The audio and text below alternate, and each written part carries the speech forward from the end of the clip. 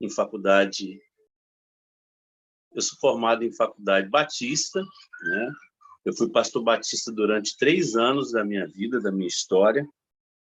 Me converti no Ministério Batista e hoje eu tenho 27 anos. Eu fiquei 3 anos apenas no Ministério Batista, até Deus. No meio da mensagem eu vou estar ministrando um pouco de como foi essa minha história, como foi essa minha saída, o que aconteceu comigo. Mas eu quero ministrar com vocês nessa tarde algo que Deus falou muito ao meu coração. O texto que está em João, no seu capítulo 8. João, no seu capítulo 8, que fala a história de uma mulher que tinha caído, né? Eu quero ler o texto e depois nós vamos conversar.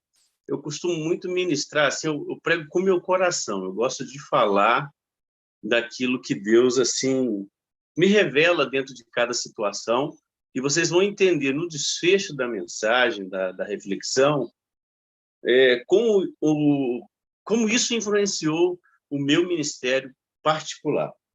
O texto diz assim, João 8, no caso, João 8, nós vamos ler do versículo 1. Porém, Jesus foi para o Monte das Oliveiras, e pela manhã cedo, ele voltou para o templo, e todo o povo vinha ter com ele. E, assentando-se, os ensinava. E os escribas e fariseus trouxeram-lhe uma mulher apanhada em adultério. E, pondo-a no meio, disseram-lhe, Mestre, esta mulher foi apanhada no próprio ato, adulterando. E na lei nos mandou Moisés que as tais sejam apedrejadas, pois que tu dizes? Isso diziam eles, tentando, para que tivessem do que o acusar. Mas Jesus, inclinando-se, escrevia com o dedo na terra. E como insistissem perguntando, endireitou-se e disse-lhe, aquele que dentre vós está sem pecado, seja o primeiro que atire pedra contra ela. E, tornando a inclinar-se, escrevia na terra.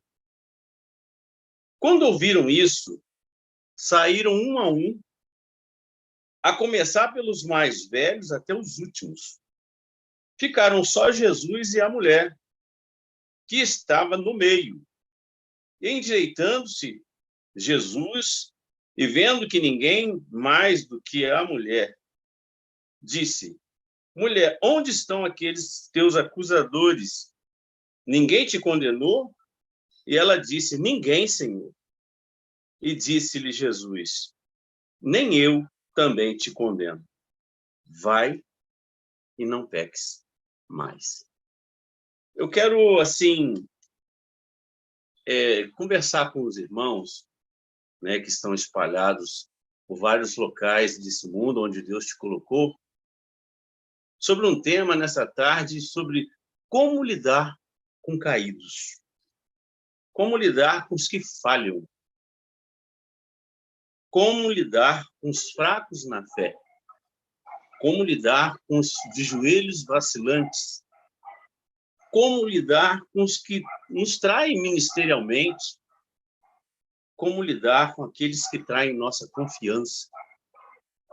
É interessante pensar que eu estava, assim, meditando sobre isso, porque ninguém está livre disso. Quem que já não foi traído ministerialmente ou decepcionou com alguma pessoa? Todos nós vivemos, lidamos com pessoas. Uma vez eu vi uma frase que não há igreja perfeita, porque se existisse, deixaria de ser perfeita porque entramos nela. Mas, quando eu olho para o ministério de Jesus, que eu creio que deve ser o alvo e o objetivo de todo ministério, né? Eu tenho um ministério, uma visão ministerial, cada irmão que está ouvindo, independente do país, tem uma visão ministerial, mas qual eu nunca vi um ministério tão testado como o ministério de Jesus. Era todo momento. Até porque Jesus, ele entra, quem já esteve em Israel sabe, eles são muito fechados. E o ministério de Jesus, ele entra, o Emanuel, o Deus conosco, o cumprimento de uma promessa. Eles ainda em Israel estão esperando o Messias, a primeira vinda, nós já estamos esperando a segunda, e eles estão esperando a primeira. Então, eles não têm Jesus como nós temos, o Salvador, como Deus, como Senhor. Então, quando Jesus entra nesse cenário religioso, que como a gente pode fazer a verdade se tornar mentira? Eu posso estar com esse livro na mão e estar completamente fora daquilo que Deus realmente estabeleceu. Então, eu nunca vi um ministério ser tão testado todo momento.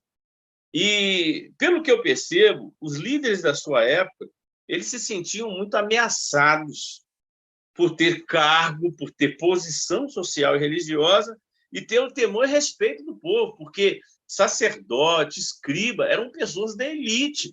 O povão mesmo reverenciava essas pessoas, porque eles eram tidos como conhecedores da verdade, ministros de Deus.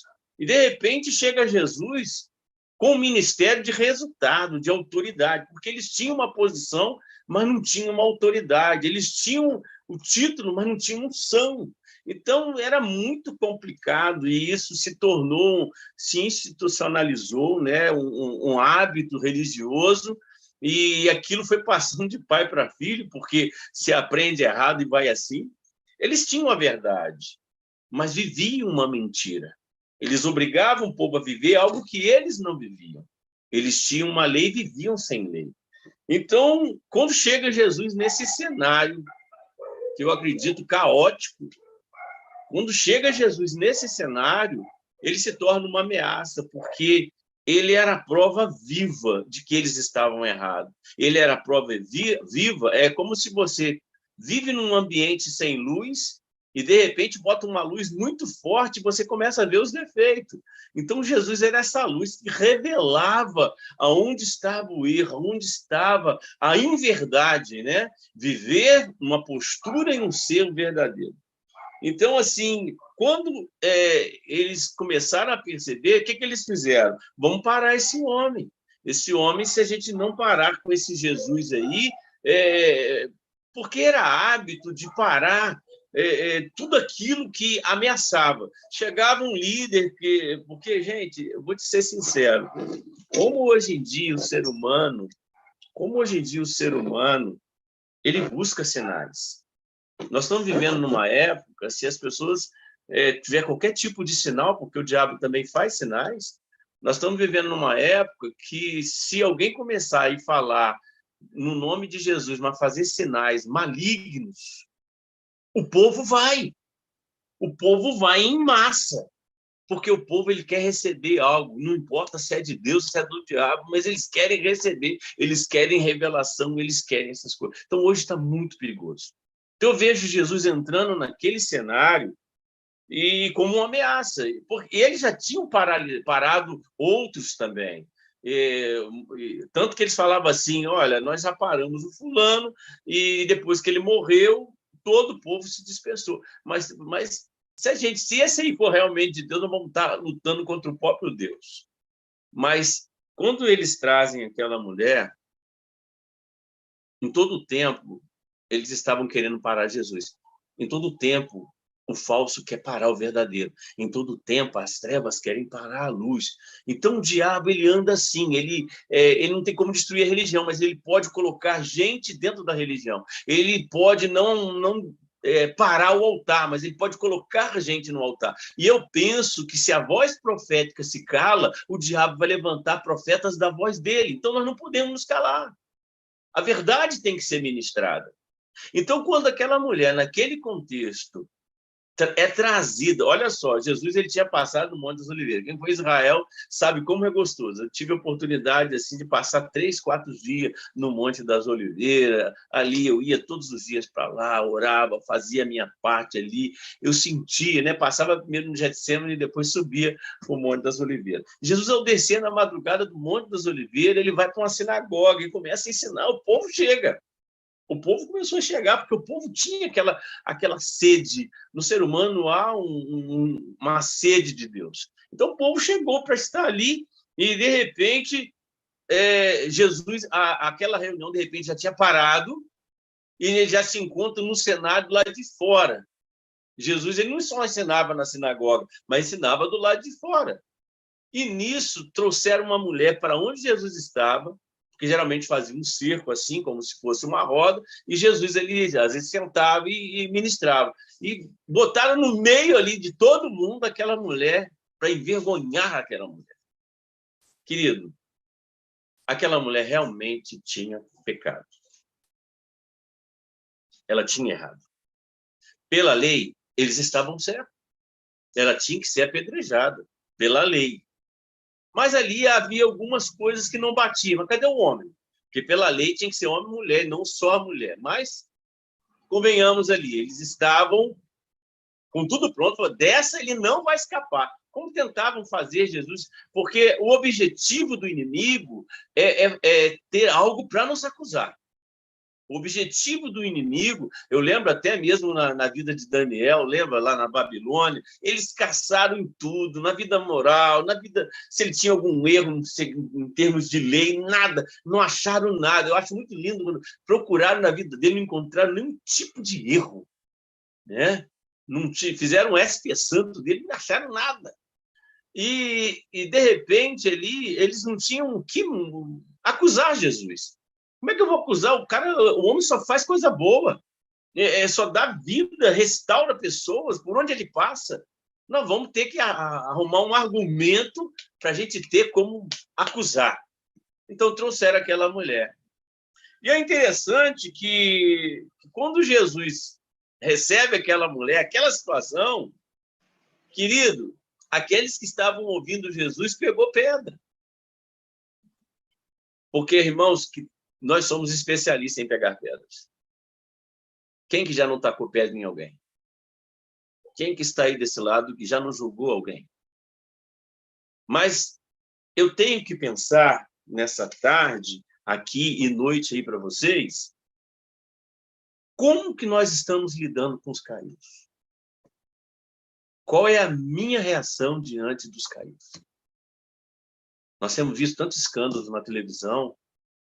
Em vez de nós chorarmos por isso, em vez de nós orarmos por isso, nós estamos também criticando. Nós estamos sendo levados pela massa. Aqueles que estavam ouvindo Jesus pegaram pedras para atacar. Todos os que estavam aprendendo pegaram pedras. Porque pela lei falaram assim, pô, não vamos matar. E a fúria, né?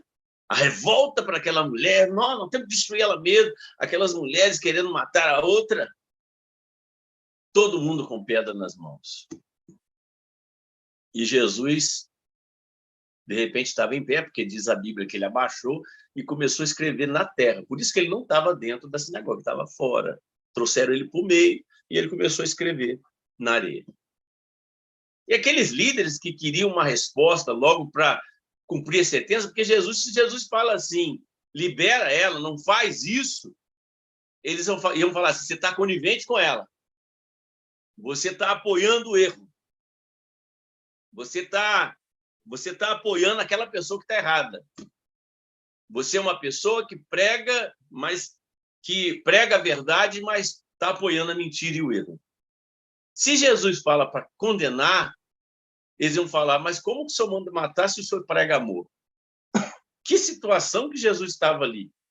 E às vezes, querido, eu e você no ministério, nós passamos por isso. Nos cercam de tal maneira, nos colocam cerco, muros, para tentar calar nossa voz de qualquer maneira. Mas Jesus, tranquilamente, sem bater boca, sem discutir termos da lei, porque ele estava implantando a graça, ele começa a escrever na terra. Querido, quem escreve na terra? Passa um vento, passa e atrapalha tudo, né? Mas ele estava escrevendo. Eu não sei, a Bíblia não fala o que ele estava escrevendo na terra, mas aquilo incomodou até que as pessoas levantaram, começaram a falar, dá sua resposta, dá sua resposta. Ele só levantou. Jesus, ele abaixou, depois levantou, abaixou de novo e levantou. Ele abaixou e depois, quando ele levantou, ele falou assim, bom, todo mundo com pedra, eu acredito que pedra, tem pedras pequenas, tem pedras grandes, de repente tem aquele que fala, vou matar mais rápido que essa pedra é maior. Estava carregando aquela pedra, e a pedra começou a pesar na mão, e Jesus nada, e Jesus falou assim, bom, quem não tem pecado, ou quem não errou, seja o primeiro a tirar a pedra nessa moça, nessa mulher, nessa pecadora. E voltou a escrever. O que Jesus quis falar? Às vezes nós julgamos pessoas que erraram em coisas que eu não errei, mas aquela pessoa que errou não errou naquilo que eu tenho errado. Então eu não tenho direito de falar de ninguém, não posso julgar ninguém. Eu tenho que cuidar de mim e olhar para mim. Essa posição de juiz não é minha, ela é de Deus, não é nossa, ela é de Deus. E as pessoas, elas estão prontas com pedras para atacar naquele que cai, naquele que erra, naquele que se desvia. A Bíblia diz que quem está de pé, cuide-se para o quê, querido? Para que não caia. E daquele momento ali que Jesus estava vivendo, ele escrevendo, diz que os mais velhos saíram primeiro. Porque eu costumo dizer, irmão, quanto mais tempo de vida que nós temos, mais pecados cometemos. Se você falar assim, eu não vou pecar pelo que eu falo, porque a gente fala, irmão, às vezes na mesa, diante dos filhos, você vê aquele irmão, porque a gente tem esse hábito do povão. E se você falar assim, eu não vou pecar, vou prestar atenção no que eu faço, botar a mão na boca, eu não vou pecar pelo que eu falo. Mas você vai largar os teus olhos cobertos, você vai pecar pelos olhos. Se você tapar olhos e tapar a boca, você vai pensar. Se você conseguir controlar seus pensamentos, tu vai ouvir. Então, aí se você controlar tudo, ficar igual um paralítico ali que não faz nada, a Bíblia diz, quem sabe fazer o bem e não faz, comete pecado. Então não tem como se livrar. Então Jesus apelou à consciência e disse que os mais velhos foram os primeiros a largar a pedra no chão. Ontem eu fui pregar num trabalho de uma igreja Assembleia de Deus aqui, e eu fiz um ato profético. Eu mandei toda a multidão ficar de pé e falei assim, olha, de repente você tem uma pedra para atacar em alguém, de repente você julgou alguém, e eu quero que essa pedra que você tacou, você pega ela, se arrepende e fala, Senhor, tem misericórdia, porque eu taquei pedra. Entenda que a pedra, às vezes, é igual um bumerangue. Você lança, mas ele vem em você. E eu falei, vamos fazer um ato profético? Vamos pegar essa pedra que a gente tacou e vamos tacar no chão. Vamos julgar no chão. E vamos trocar o julgamento pelo perdão. O condenar por dar as mãos. O odiar por amar. E quando Jesus levantou, não tinha mais ninguém ouvindo Jesus, porque, querido, todos aqueles que estavam com sede da palavra foram contaminados por aqueles religiosos que trouxeram aquela situação de calúnia, de difamação, de discórdia, de confusão. E como se comportar diante de situações assim, que todos os dias acontecem no nosso ministério. Todos os dias encontramos com pessoas que caem, pessoas que estão decepcionadas, e Jesus, simplesmente, com uma frase, ele derruba toda a argumentação. Quem não tem erro? Quem já não cometeu erro? Seja o primeiro a falar. Se a gente começar a olhar para nós, a gente não vai falar mais de ninguém. E pedir misericórdia por nós e por aquele que caiu. E Jesus olhou e falou assim, cadê aqueles que estavam ouvindo e querendo ouvir a palavra, mas foram dispersos, contaminados, porque, irmãos, infelizmente, contamina quando isso acontece. E a mulher falou, não, ninguém me condenou, não. E Jesus falou assim, olha, eu poderia, sou o único que poderia tacar pedra em você. Mas pode ver, eu não estou nem com pedra na minha mão. Eu te perdoo, mas tem uma condição, vá e não peques mais. Viva uma nova vida. Estou te dando oportunidade. Era para você morrer, mas mudei a sentença de morte para a vida. Era para você ser apedrejada, mas você vai sair de cabeça erguida. Era para você realmente ser exterminada, mas eu estou te dando a oportunidade de viver.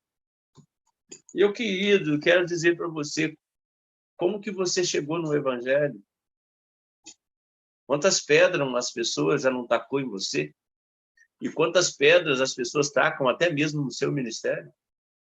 Pela sua visão, pela forma que Deus te usa.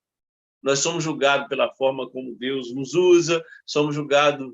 Eu já vi pessoas, quando a nossa igreja começou a ser abençoada, pessoas que eram crentes passar na rua, botar a mão, não, eles não podem ser abençoados. Tem tanta oração de combate, né, irmão? Infelizmente, há essa disputa. Mas eu quero dizer um pouquinho dentro disso. Houve uma época na minha vida, já depois, eu tenho 27 anos que eu sou pastor, não é 27 dias, né? Não é 27 semanas, mas são 27 anos que eu lido com pessoas. Já fiz muitos velórios, já preguei muitos casamentos, já passei em N situações. Mas houve uma época na minha vida que eu estava pastoreando no Ministério Batista Tradicional, de onde eu defendia, eu tinha um orgulho, e eu fui pastorear uma igreja que era uma igreja assim, que eles chamavam de cemitério de ministério.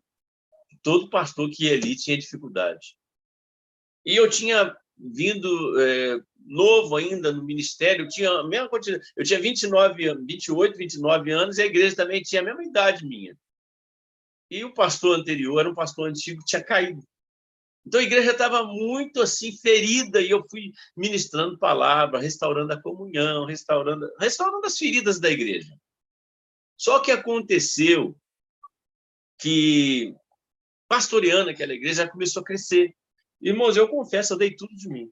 Tudo que eu sabia, tudo que eu tinha aprendido no seminário, as práticas. Eu costumo pensar que em primeiro ministério a gente acerta bastante, erra bastante. E fui ali achando, pregando, dando curso, Apocalipse, versículo a versículo, e educando a igreja. Quartas-feiras lotadas, minha escola dominical era uma sala enorme, cheia de gente, batizei um monte de pessoas. Só que o ministério local começou a se levantar contra mim. E eu comecei a sofrer no ministério. Porque, não sei se você já participou disso, colocou um relógio ali, colocou isso aqui, foi a família do fulano de tal. Aí não pode tirar porque o negócio já não vale mais nada, está lá parado o relógio, mas não pode mexer porque é da família fulano de tal. Não pode quebrar essa parede. Então a igreja começou a crescer e começou a ameaçar a estrutura antiga. E eles começaram a me perseguir, porque manifestava demônios, porque eu e a pastora nós saímos de noite pela rua, quando todo mundo, 2 horas da manhã, a gente ia orar pelas ruas, pelas casas, e na encruzilhada repreendeu o diabo, falou assim, ó, em nome de Jesus, tudo que está prendendo a igreja, o crescimento da igreja, nós te repreendemos, largava as crianças, nossas meninas eram tudo pequenininhas, largava eles dentro de casa, lá dormindo, e saía eu e minha esposa andando pelas ruas do bairro orando. Esse era o nosso ministério. E começou, a igreja manifestava, e como a estrutura da igreja não cria muito naquilo, começaram a nos perseguir, na denominação, começaram. Até quando chegou 3 anos, eu, orando a Deus, decidi entregar o ministério local que eu estava. E logo que eu terminei, deixei aquele ministério, uma grande igreja mesmo, batista do centro da cidade, nos convidou para pastorear e nos ofereceu algo, querido, um salário realmente quíntuplo do que eu recebia no outro ministério. Mas uma coisa assim, eu tinha um carro do ano e estava pagando aquele carro. E assim que a gente saiu, a gente começou um ministério num barraco, um barraco de madeira. Uma irmã morava e era um bairro recente, não tinha luz, a rua não era calçada, e esse barraco era onde a gente fazia os cultos. E um bairro assim muito carente. E ali nós começamos a trabalhar ali, eu e a pastora, e ganhando almas, fazia escola dominical na rua, nos bancos na rua, e assim nós começamos a pastorear. Só que aí esta igreja grande nos convidou, não, a igreja que vocês estavam foi doida de deixar vocês sair, vocês são bênção, e nos convidou. E Deus, no último dia que eu estava pregando nesta igreja, que antes deles me convidarem, uma paralítica andou quando eu orei. Aí eu estranhei aquilo. E quando eu encostei o meu carro, tinha uma rua que encostava o carro, uma linha de trem, uma linha férrea, e o bairro dos carentes. E eu encostei o meu carro novo assim, e fiquei perto da linha e olhando para o barraco. E ali eu orei a Deus. Falei, Senhor, o que o Senhor quer da minha vida? O que o Senhor quer de mim? E Deus falou assim comigo, você quer pastorear aquela igreja, meu filho? Eu falei, quero, Senhor. Porque é bem maior do que eu imaginava. Vai mudar minha vida financeira, eu estou em crise financeira, nós estamos passando dificuldades, eu tenho carro para pagar, as crianças pequenas, instabilidades. E Deus falou assim comigo, irmão, uma frase que eu nunca mais vou esquecer. Ele falou assim, abre mão das coisas pequenas, que eu vou colocar coisas grandes nela. Eu fiquei assim, Senhor, mas um salário grande desse é pequeno? Vai resolver todos os meus problemas. Deixa pelo menos eu pastorear 2 meses aquela igreja, que eu pago todas as minhas dívidas e vou te servir, vou fazer a tua vontade. Deus continua falando. Abre mão de coisas pequenas que eu vou te dar coisas grandes. Irmãos, eu perdi o carro. Por causa dessa decisão, porque às vezes a gente pensa assim, o que é o grande para Deus? A gente acha que coisa grande é ministério de glamour, é multidão te seguindo, a gente pensa logo no grande, nossa, nesse adjetivo grande, a gente acha que é exaltação ministerial. Irmãos, o maior acontecimento de todos os tempos, que foi o verbo se fazer carne, ele foi dentro de uma manjedoura, numa estátua de um lugar, né? Uma estrebaria, não é isso, pastor? Foi um lugar de colocar onde os animais que vinham de viagem descansavam, e onde colocavam a manjedoura, onde colocavam capim para eles comerem. O grande acontecimento da história do Emmanuel, do Deus conosco, de um verbo se fazer carne, aconteceu dentro de um lugar simples.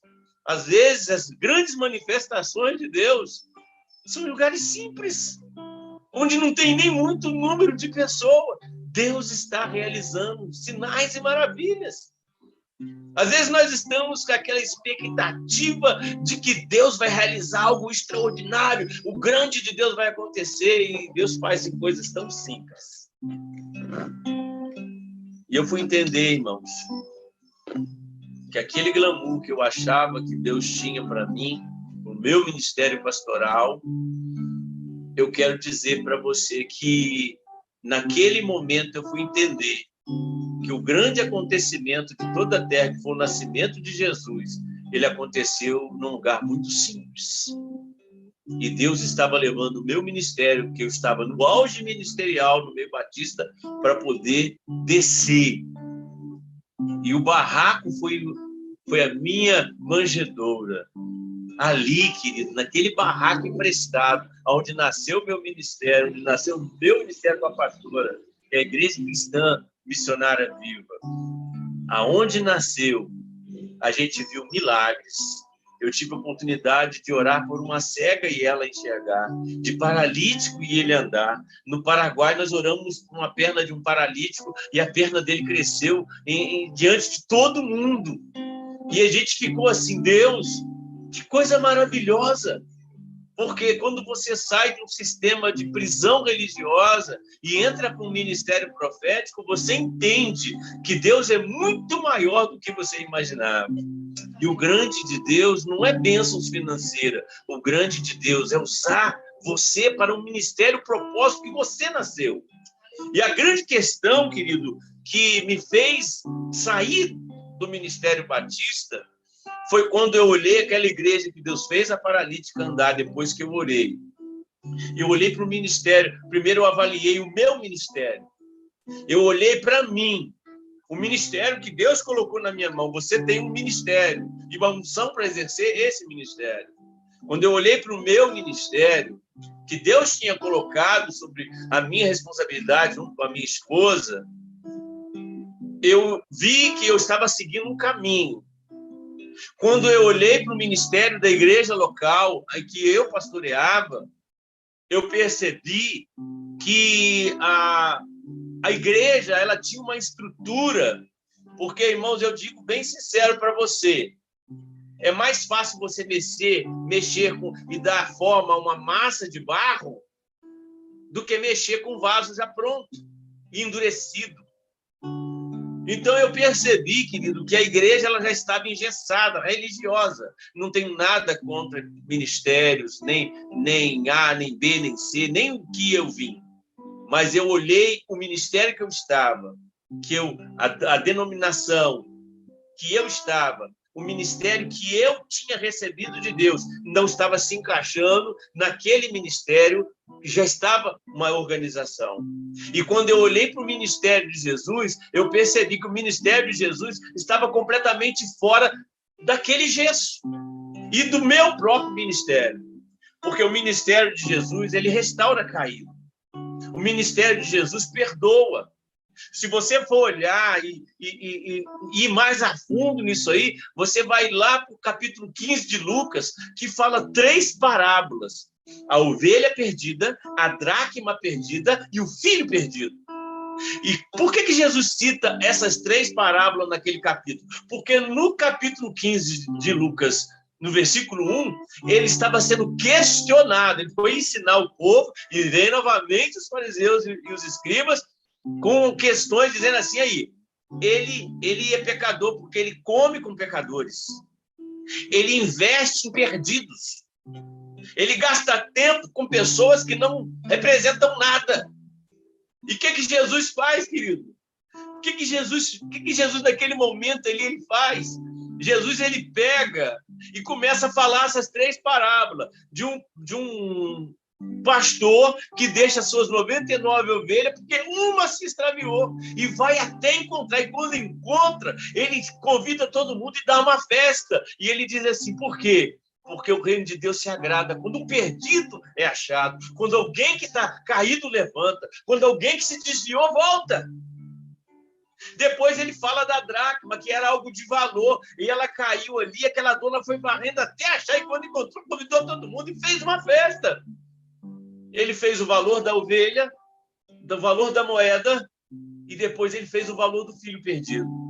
Mas só que a história do filho pródigo, quando você lê ela, eu questionei, falei, Deus, como que um pai permite um filho ir embora sem falar nada? Você já notou que na parábola, o pai em nenhum momento ele fala assim, não, filho, você não vai, fica aí, você vai ficar de castigo. Não, ele falou. E eu questionei, Deus, como o Senhor permitiu esse filho sair? E Deus falou comigo assim, a corda que me prende a meus filhos é o amor. Eu não vou obrigar ninguém a ficar perto de mim. O que me prende, o que te prende a Deus é o amor que nós temos por Ele. Nós temos muito menos experiências no sentido dos discípulos que viram Jesus, caminharam com Jesus. Mas nós não vimos, mas cremos e amamos. E seguimos esse Jesus, independente, às vezes, de não ter tantas experiências como precisávamos de ter. E quando Jesus fala ali, daquele do filho pródigo, olha, querido, ele se desviou, ele foi embora. O pai ficou feliz? Não. Mas quando ele quebrou a cara, perdeu tudo, ele teve uma consciência, porque A perna que te faz afastar é a mesma perna que vai fazer você voltar. E nesse momento, de repente, esse vídeo está aí, né, no YouTube, pode estar alcançando alguém que caiu, alguém que às vezes está com dificuldade de voltar, porque não sabe como vai ser recebido na igreja. E tem igreja, querido, que ele mata mesmo. É tão difícil ganhar uma alma, mas é muito fácil jogar ela fora. Aqui no Brasil, não sei aí onde você está, tem uma igreja fora da igreja. Nós temos mais membros fora da igreja do que dentro. Porque a igreja, ela tem essa atitude daqueles que tacam pedra, daqueles que são julgadores e que jogam, matam as pessoas. E é isso que eu quero, nessa tarde, conversar com você. Olha para o teu ministério. Como que ele está em relação ao ministério de Jesus? Ele está com algumas coisas do ministério de Jesus, ou está parecendo com o ministério de Jesus, mas não está 100%, ou está totalmente centralizado naquilo que é ministério de Jesus. O que ele fez, querido? Quando aquele caído vem, o Pai, às vezes, Deus só quer que você dê um passo,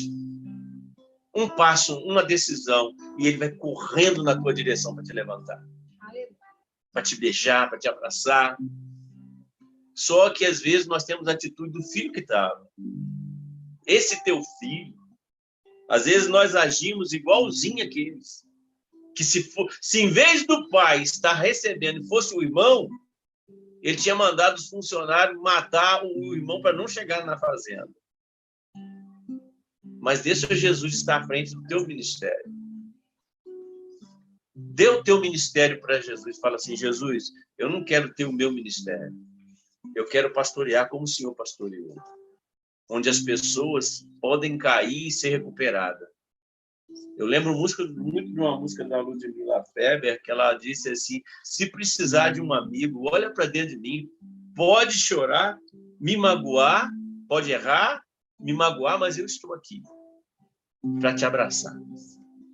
Pessoas, irmãos, nós falhamos com pessoas. Às vezes tem alguém que está magoado com você, com uma palavra que você deu, às vezes nem percebeu, e a pessoa está triste com você, porque você matou aquela pessoa com uma palavra.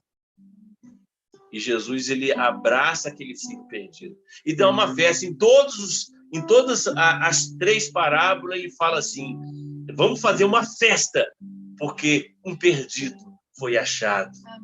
Alguém que se desviou voltou. O filho que morreu voltou a viver. E houve festa. Então, o ministério de Jesus é aquele que olha para a multidão e tem compaixão, como ovelha que não tem pastor. Aí ele fala lá em Mateus 11, 28, vinde a mim, todo cansado. E essa é a voz que a igreja tem que ter, porque as pessoas, elas estão... Irmãos, eu digo que as pessoas estão cansadas de religião.